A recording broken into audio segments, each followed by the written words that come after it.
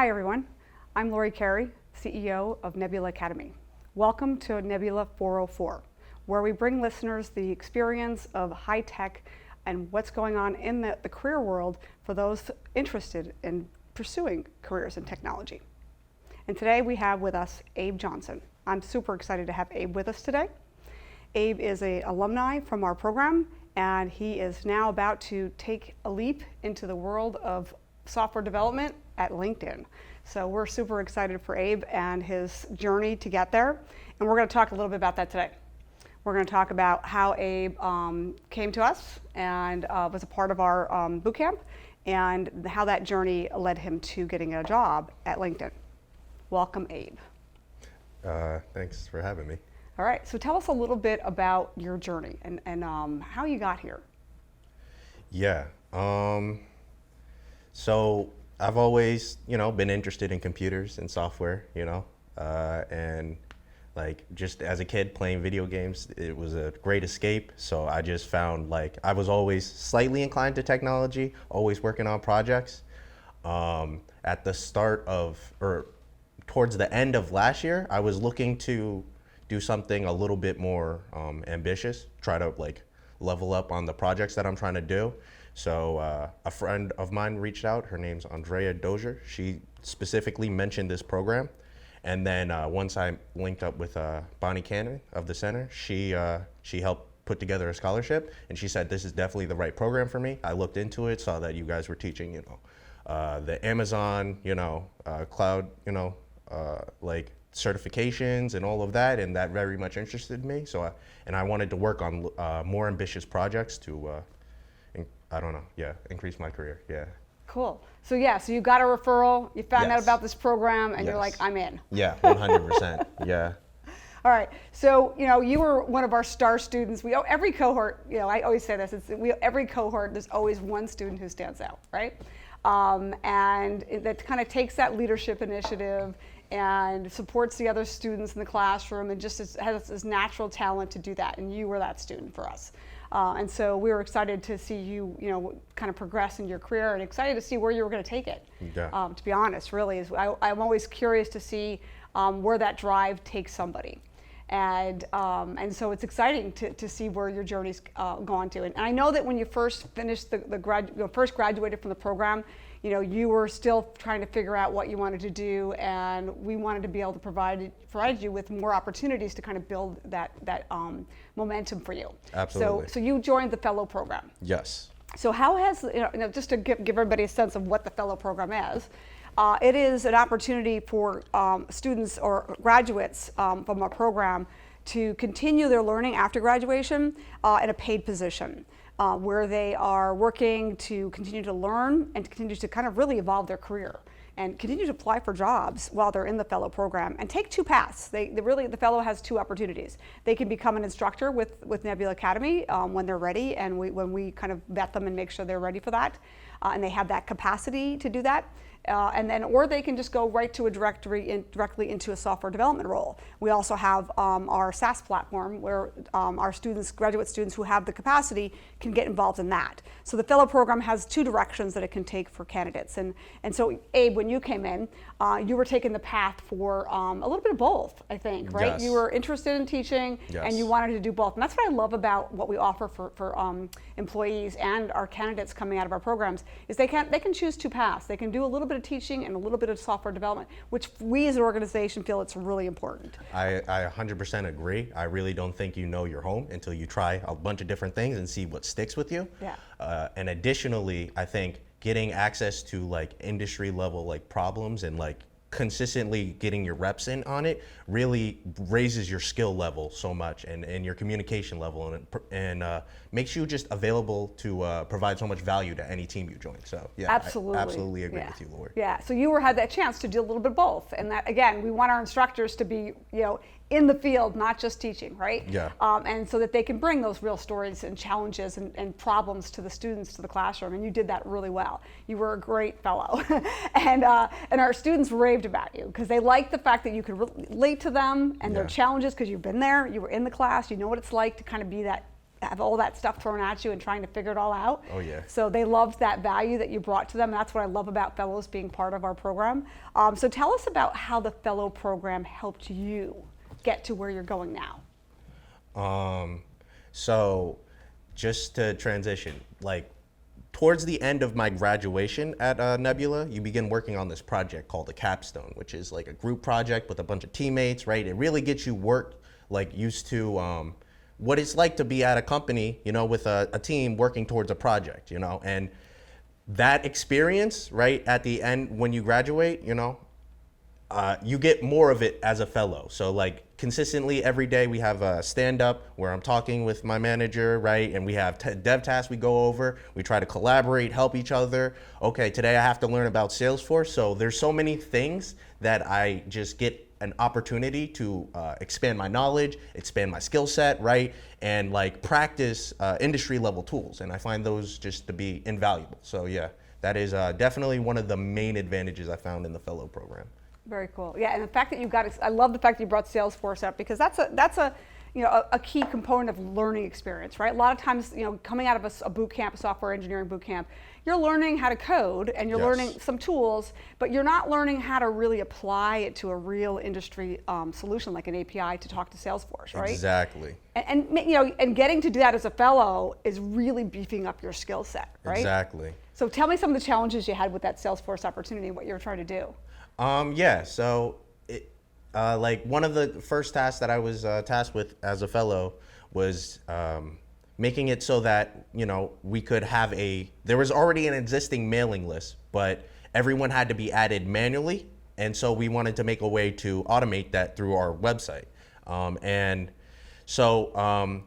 I had never had any experience with Salesforce before, but that's one thing that is so amazing about like the boot camp and the whole experience is it teaches you not to be afraid of things that you've never seen before, because I know as long as I get the documentation right and somebody else has solved it, so I can go on Google, go through these results, right, watch a few YouTube videos, and in the process learn, have a lot of fun, and then, like I said, build up my portfolio and resume so that I'm just very attractive to candidates, and recruiters. So yeah, absolutely. And so learning. And what about AWS? How has the AWS experience helped you? Exponentially, because right now I think everything moves in ebbs and flows, right? And I'm saying that to say, right, computing used to be on everyone's local computer, but now we're moving back towards everything being on a computer somewhere on a server somewhere. And so I was only used to, making a project that runs locally on a server, which doesn't scale up that well. Yes, so the value that comes from AWS is being able to experience, right, the full range of scalable solutions, right, at a low, medium, and high level. Yeah. So tell me how the program itself, you took a boot camp, 4-month boot camp, right? Pretty immersive, right? Yes. And some of your classmates came in with no skills, some came in with some skills. What was it like in that experience to be part of that diversity in the classroom? It's amazing. I think the only way to really grow as a programmer is to be fully, like you said, immersed, but not only by yourself, because you can, or even with a mentor, right? That helps a little bit, but you really need to be in a community, because when you can learn from other people, right, or spend time teaching other people, that guarantees you have a certain level of knowledge. And that back and forth exchange of ideas constantly, late calls with people trying to get this project deployed, those are the things that level you up, right, and build up your fortitude and your skill set and make you like ready, industry ready. Yeah, and that's our focus, right? To make sure you're industry ready. Yeah. We have a lot of conversations with employers, talk to them about, we had a conversation this week with an employer talking about our candidates and what we could do to better prepare them for them as they build their development team. One of the things that they mentioned was data analytics and database backend work. So we're going to try to figure out how to add more of that into our classroom experience, because we saw that big time. You saw that with the cohort that you just were being a part of fellow of. There's the more they understand, SQL and back-end databases, the more valuable they are to employers. So we continue to grow and develop our content and curriculum based on feedback from the industry, because as we know, it's constantly changing, right? Absolutely. So when you think about your experience as a fellow and supporting other students, what's the real value of a fellow in the Nebula world for the candidates coming in, for the students coming in? For the students coming in? Yeah. So one thing you touched on is it's very relatable to have someone who has gone through the whole process already, So you can see and say like, oh man, I've had a rough day, rough week, right? There's been a lot thrown at me. I don't know if I can hang on. But then you can go on an office hours call with someone who's already graduated, who has the knowledge, whose only job literally is to be here and try to support you so that you can get the knowledge that you need. So I think that's an invaluable resource for any student. That's the number one tip that I would recommend to anyone going to any type of school is like, find your, TAs, your fellows, your professors even, right? And try to schedule office hours, like one-on-one mentorship time with them, because that's going to help you grow so much. Like you could struggle for 8 hours on a topic and not learn anything, or you could have it explained to you for an hour, then you practice for an hour, that took 2 hours, and you've made like super progress as opposed to meandering for 8 hours. So I think it's really important to sometimes be focused down on to have someone else with an outside perspective help focus you down a trail. Yeah, and I think for many who try to take on learning to code without a boot camp, they struggle and they lose, I guess, hope, and then they just drop, right? Yes. I think that if you're out there and you're one of those people, join a boot camp, whether it's ours or somebody else's, it doesn't really matter. Having that support and as Abe articulated, having somebody that's been through it to help you, fellows, TAs, is really critical, because you need that motivation, that kind of inspiration to say, I can do this, right? Absolutely. Yeah, no, when you can see other people who have done it before, right? And it just fills you up with inspiration. And like I said, no strong coder has ever been made by himself. You need the community around you. You need to interact with ideas outside of your own brain. And that's going to be the thing that really levels you up the fastest and most consistently. So, part of our model is to teach people how to learn. Yes. Because it's critical, right? As a software developer, as an IT person, it doesn't really matter what role in IT you're taking. You need to be able to be a lifelong learner, right? Yeah. And you need to know how to learn, and that's part of the our science behind learning content that we teach in our classroom. So tell me a little bit about how that content and that learning experience helped you. Yeah, totally. So I feel like I could have been 10 times the programmer in half the time if I really focused more about what you were talking about on the learning how to learn part of like some of the skills that Nebula was teaching me. I feel like it was a cheat code almost, So in the sense that you don't have to be the complete full expert master coder of every single line of code. Like if you can understand on a high level what the code is doing, you can then manipulate it to do what you envision it to do. A lot of what the value I got out of the Monday sessions is just understanding what works best for myself in terms of like learning how to learn and learning how to like motivate myself, but also understanding how that works within a team dynamic.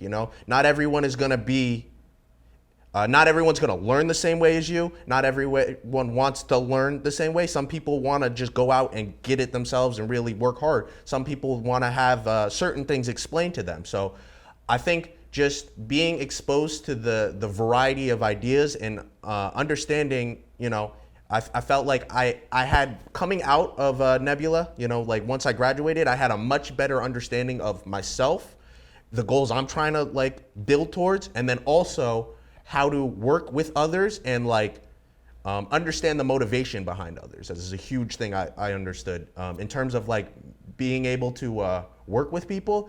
Is sometimes you need to understand, people have different goals, and that's okay. But at the end of the day, if you can find something to connect with them, then you can get the best results out of them. So that was definitely Yeah, so cool. It's a lot of team collaboration Yes. and team building and really understanding how to work with other people. Yes, absolutely. Fantastic.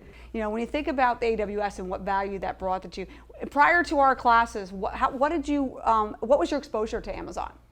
Yeah, I knew vaguely I knew of the company that sells things, Amazon, and I knew that they were solving in-house problems. So I knew the necessity of like how big their website is meant that they needed to build software that would be able to host that platform and other platforms. So I knew it existed out in the world, like a mythical hidden cloud land where all the code was being run, but I knew nothing about that. So coming into Nebula, the AWS Academy and all of that, and Wiz Labs, that was the first time I was ever exposed to that.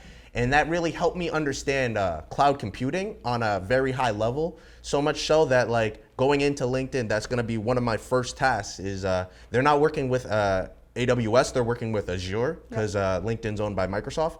So, and they're just transitioning a lot of their code from like single computer to like cloud computing services. And that's gonna be one of my head tasks.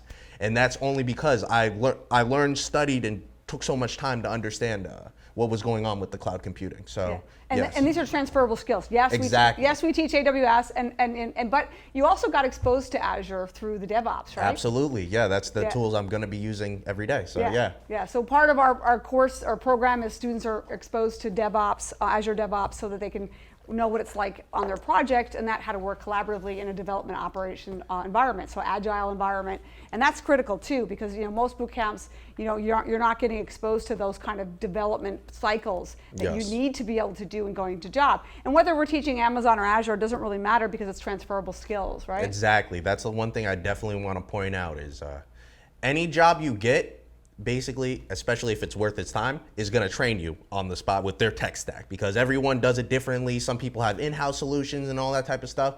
So ultimately, a lot of time, employers are trying to look at your level of just basic competency. Yep. So they want to know, is this a person who, even if they're confused on a problem, they can work towards getting towards a solution? And, so I say that to say all of the skills that I learned at Nebula, if I'm not directly using that skill set, I'm using the way I learn to solve problems and the way I interact with like questions and teammates, and a lot of that comes from my training at Nebula. So, yeah. Very cool. So tell us a little bit how you graduated, you did your fellow, now you're looking for a job. Yes.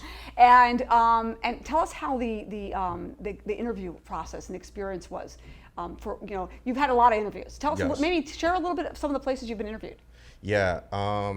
So I got a second round with Google, which is like my recruiter said that was the closest you could get without getting a job, which didn't make me feel good. But hey, it's great experience. It's great experience. I'm very grateful. I always tell students, doesn't matter whether you get the job or not. The experience is the benefit, right? Absolutely. No. Plus to get the job, but it still builds that capacity, right? Yeah. So, and then I got offers from Tesla, Square, and LinkedIn, and just the interview process is its own like skill set that you have to really get your own reps in.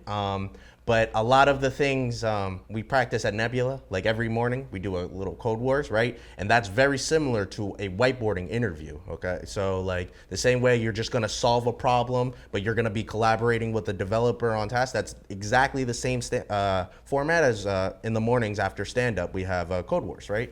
Or leak code. So I think getting experience, right, explaining out my ideas really already helped solidify so that that I got a lot of callbacks and a lot of interest from recruiters, right away. So I was just grateful for that. Right. So I want to kind of close that conversation a little bit about how did Nebula prepare you for the interviews? Yeah. So like I said, I got a lot of experience, not only like whiteboarding out my ideas, solving coding problems, but also a lot of experience explaining out my ideas like thoroughly, even to make someone who might not even understand my idea, but that's why I say it takes a community, because you really have to internalize these ideas and thoughts.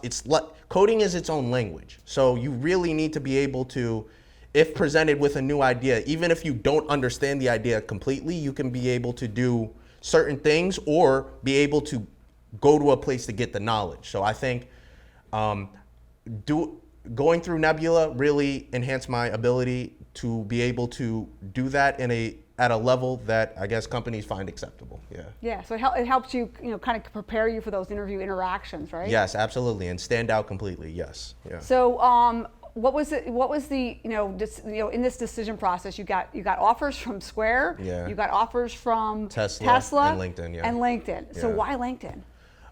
Yeah. So for me, everything is about fit, culture fit. There's a lot of options, a lot of different benefit packages being thrown my way, very confusing. So ultimately, I have a vision of where I want to be, and I don't want to compromise anything for that. I really, in my heart, I understand how hard, I hate to go down this route, but like how hard it is for, minorities in STEM. You understand as a woman, right? Me as an African American, I understand that there's just natural barriers, right? And no one barrier is too annoying, but when you stack up all these barriers together, it just becomes this net of things that you have to keep running through and these hurdles that you have to consistently overcome. So that's one of the things that initially, like right in the interview, right away, at LinkedIn, every candidate that I was talking to mentioned some of the philanthropic things that LinkedIn is doing, right? What their goal is outside of software development. And so one of the core focuses of LinkedIn, right, is addressing the minority gap in not only just like STEM, but all job fields. And they're trying to make it easier for people to navigate the job market, because I believe in this salvation of like information is the great equalizer. Everybody has a chance because this information is all out there. Yep. So all you have to do is just find good sources and filter through those. And so that already interested me right away. And then on top of it, like some of the initiatives, and also like they gave me a career track that like very much excites me and is going to build that I can build like in my community locally to continue. Like that is one of the things I really enjoyed while I was working at Nebula is we were able to work on a capstone for a 501c in my local community, our future generation. And I just want to continue doing things like that that'll enhance the value of my community. And LinkedIn gave me a lot of like positive markers, and like my manager is all about like the causes that I'm talking about. That was the thing that like even the other places had higher salaries, to start out with, but ultimately it was a no-brainer when it came down to it. Yeah. Yeah. So. No, I can totally relate to that. Microsoft helped me start the not-for-profit We Connect the Dots. If it wasn't for their support of me doing that as an employee, the organization wouldn't exist. Yeah. So wow. so Microsoft, LinkedIn, they're all the same, right? Yep. Their philanthropic investments in the community is just by far, and that it is a big driver for employees to see that Microsoft is giving back and LinkedIn's giving back, right? Yeah, absolutely. I think that's critical, and that's, as an organization, Nebula, that's what we do too, right? We want to make sure that we're giving back and creating opportunities for men like you in the field of tech, because it's just so exciting. Absolutely. And there's I think for unlimited potential. Yeah, and I think for many, they don't know that, right? They don't realize it, and that's what we're trying to do, is trying to... Or they think it's too hard, which is the other thing that's just the ridiculous. Other inhibitor, right? Yeah, it's the same as, coding is the same as, it's a logic puzzle. So when you wake up in the morning and you think, oh, it's raining, I might need an umbrella. That's a logic puzzle right there. That is a coding statement that if you can think on that level, you can code. So yeah. So let's give that to, share with the audience, listeners, share with the listeners what you would tell your 16-year-old self. Yeah, I've always been like fiddling around with coding. So the only thing I would say is like take it super serious, and also work on, back then, I was more concerned about my perception of how other people saw me. So I wouldn't really share any talents I had or that type of stuff. But now looking back on it, one of the things I'm actively trying to do at this point is get all of my friends who, are on some sort of trajectory or don't know where they're going. It's like, hey, you should just learn how to code. It's not that hard. There's a lot of breadth in the field. So like not everyone is going to be a full stack back-end developer, but there is definitely a space in the field for you, and it's going to pay very handsomely, and you're not going to beat up your body, People think it's too hard. I don't believe in that either. So, I asked you to share, the 16-year-old self, right? Oh, so, yes, yeah. So what about, anybody out there who's just kind of struggling to not know what to do? What would you tell them to do? I mean, granted that, I think it's exploration of anything, yes. right? But, yes. what would you tell them about, maybe even, considering a boot camp? So just general advice would be anything you do, don't have to anything. Just go in, fully commit to something, try it for a while. You might find out it's not for you, but I really believe until you give it a solid go, like you try for a while, you really can't know if something is for you or not. So I really believe that if you're not happy with your current circumstances, you got to take a little internal look in at yourself. And then if you're ready to make a change, then I would definitely recommend just continuing to work on yourself, continue to gain skills. And I don't think there's like too many better places than at a boot camp or at a school or something. So yeah.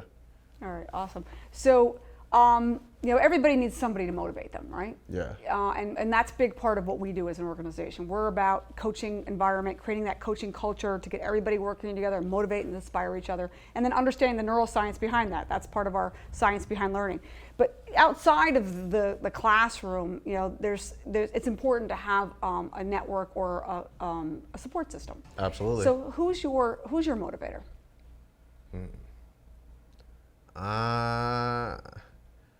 I'm kind of, my whole family is, I guess, my motivator, and also like my community. I really feel like if you want something done, you kind of got to do it yourself a lot of times, especially if you don't see it exists out there. So, anytime where I'm feeling a little like low on energy or low on determination, or I don't want to do this task today, I'm gonna just goof off. All I have to think about is the future that I'm building for myself and my family, and it's just, it's an instant cheat code to be refilled with energy. Like I said, I have a vision in my heart that I know and I'm chasing after, and I won't be satisfied for anything less. So I believe, I think, I don't know if that's the most relatable answer, but I really think that everyone has a little bit of that inside of themselves, and you just need to tap into it and find what motivates you. If you're like, okay, lifestyle motivates me, then you can think about, okay, what do I need to do to achieve a certain type of lifestyle, right? If you want to eat out every night, you could definitely do that, but you need to make a lot of money. So yeah. Yeah, no, I can relate to that. For me, family motivates me. For me, being in the classroom motivates me too. Yes, sometimes when I'm having like a really challenging day running the business, and I get into the classroom and I'm seeing the students, and I'm energized by them. I'm energized by their drive and motivation. It's contagious, right? Absolutely. And that energy is definitely contagious for me. So I feel like when I'm low, I got to go into the classroom so I can get pumped 100%. back up again. Yeah, waking up at 9 a.m. a lot of days in a row, that is a little brutal. But when I hear the hunger on the students, it's like, oh, what are we doing today? Wow, you can do that. Yeah. That just instantly gets me recharged. So I think there's something to that as well. Yeah, Yes, definitely. All right, so we're excited for your new opportunity at LinkedIn. Yes. You're going to start in a couple weeks here. Yes. And we're sorry to see you go as a fellow. Yeah. But we couldn't be prouder of what you've accomplished and where you've taken this opportunity. So congratulations again on the opportunity, and we'll look forward to you coming back as a guest speaker to share your experience with our students. Definitely, anytime. Yeah, I'm here to build the community up. I understand what it takes. So yeah, anytime. All right, fantastic. Thanks, Abe. Amazing. It was a pleasure. Yep. All right. Thank you, everyone, for listening. I hope you enjoyed the session, hearing more about Abe and his opportunity to get out in the workforce, being as a software developer, working for LinkedIn. And we'll look forward to seeing you next time here on Nebula 404.